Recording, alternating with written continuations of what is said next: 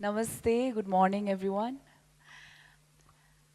You know, today I am here to share my experience of exploring the world within myself that I went through. The beauty about exploring yourself, the world within yourself, is that you can do it any moment of your life. You can do it right now, right here. You can take a break, say, hey, I need to look into myself. That sadly happened to me. I say sadly, at that moment it was really sad. When my world came crashing down, everything that I worked for it fell apart.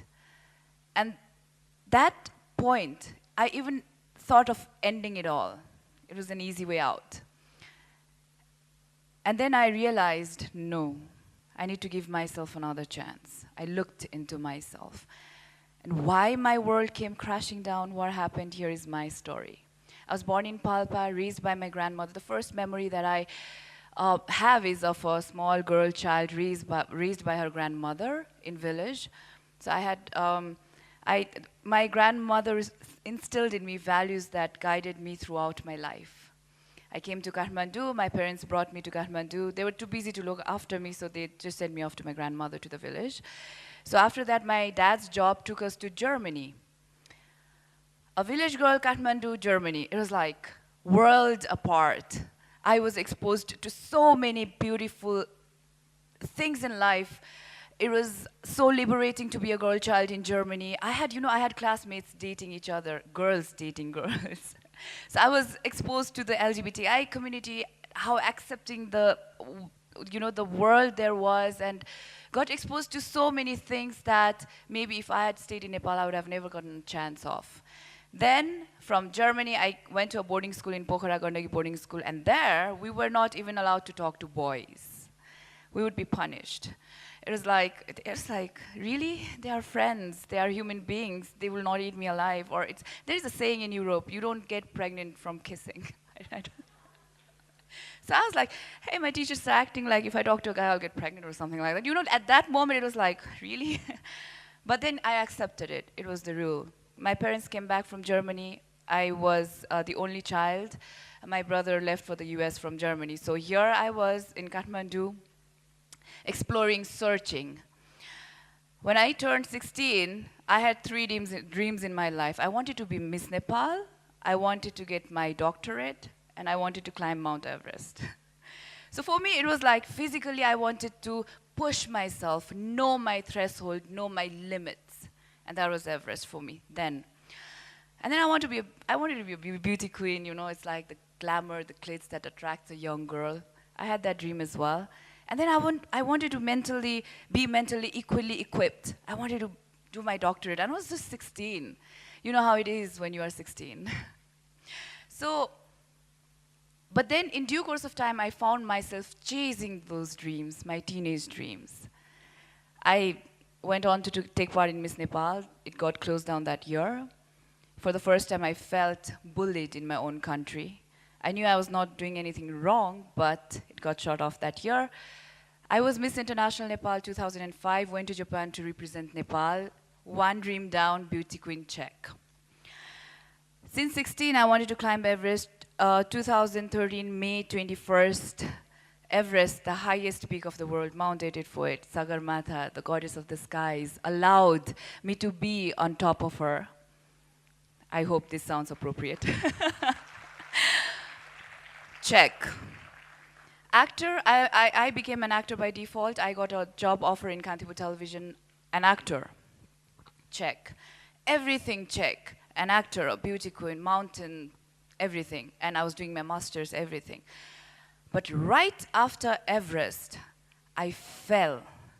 I came back to Kathmandu, there was this vacancy inside my head. Every New Year's Eve, I would plan my year, and for 10 years of my life, the number one thing that I wanted to do in life was Everest. It had always been there in the back of my head. And when I came back from Everest, something that huge, a dream I had nurtured for so long, got taken away in a span of 2 months.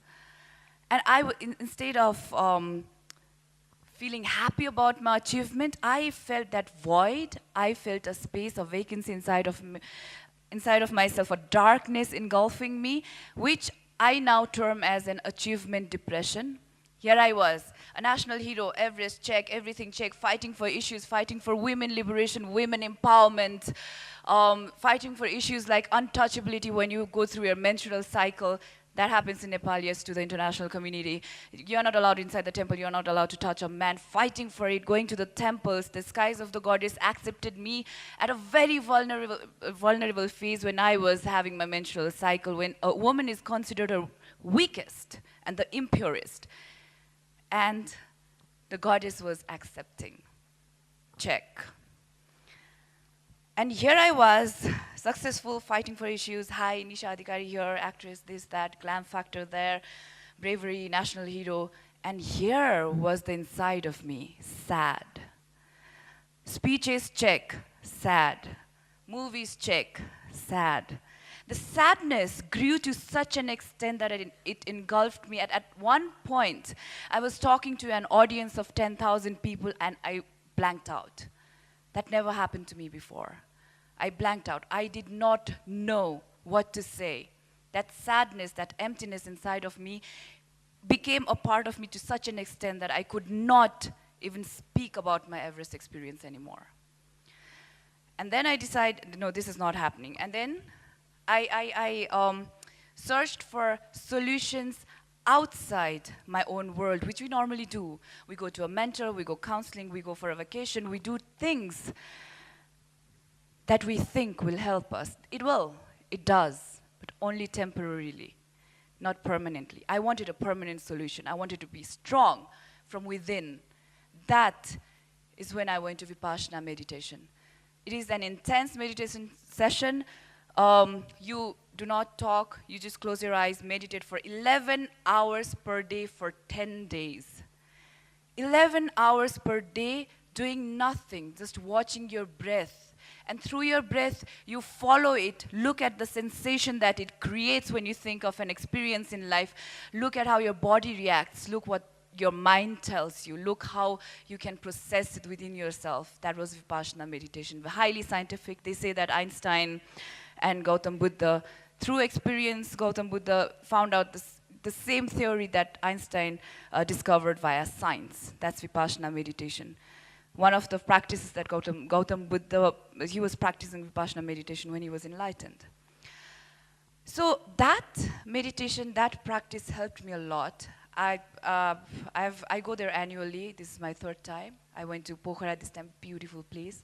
Overseas, Begnas Tal, mountains, hills, and 11 days, no talking, no communication with the outer world, just the world inside of you. And let me tell you, I want to conclude saying that I found immense strength within myself. Not only strength. The first time I went to Vipassana, I saw the kind of monster I was.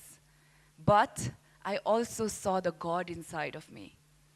I saw all the negativity, anger, jealousy, rage, greed, craving, everything, you name it, it was there inside of me. I didn't have to look around to the chaotic world to know that there was a war going on. It was going on inside of myself. And there was this side of me, a womanly side, a nurturing side, godly, creative, positive, loving, filled with love, trust, humanity, both sides. And what Vipassana and meditation taught me was to accept and embrace everything that I am. I am an universe. I'm a world within myself. To embrace it, not bottle it up, not suppress the negativity, no. At one point, you're going to break out, or break down. So to accept everything, to see what you are inside of yourself is so important. And I know for a fact that if I had done this before I had started my venture, people say you have to follow your passion, your dreams. No, prepare for your passion first. Prepare for your dreams. Because when the world around you falls apart, every solution around you does not work for you. Your world is what you will depend on. The wings that you think someone else will give you, that does not happen, trust me. No one gives you wings to fly. You have to look inside yourself, search for the appropriate, strong positive ingredients, and build your own wings and rely on yourself. That is what I learned. And now, at this phase, I feel like I'm inside a cocoon. I am regenerating. I love the beautiful process of metamorphosis. I'm not a butterfly, I'm not a bird, nothing.